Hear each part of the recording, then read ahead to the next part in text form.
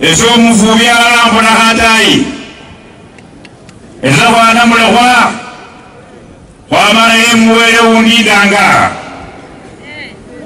Nenya kubola kama kwa kanzo ya. Na kulola nzoya. Tukisema nzoya ifufuliwe. Tuache kutoa mipango ya biashara kwa matamshi ambayo tunafanya.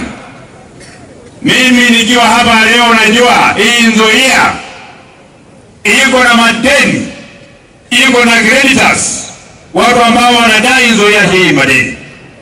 Na wale watu ambao wanadai Nzoia hii madeni walienda kotini wakatafuta ukishonia mwenye anatembea na makaratasi kwa mfuko akitafuta matrakta ya Nzoia auze, akitafuta magari ya Nzoia auze.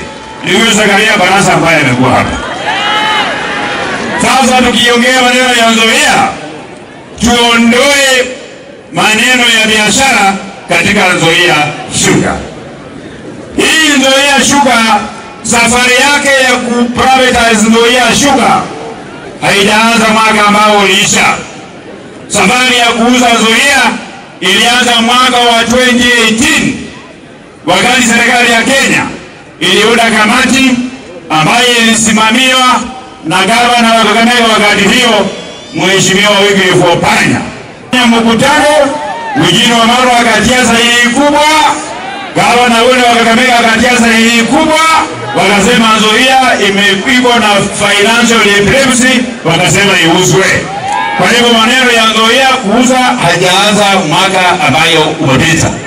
Kwa hivyo wale ambao wanashinda wakitupatia lecture vile Nzoia inaenda kuuzwa, vile Panpepe iliuzwa, expert wa hiyo maneno ya kunegotiate na kuuza kuanzia kwa Panpepe mpaka kwa Nzoia, ndio waziri Eugene Wamalwa ambaye ameingia hapa wa zamani.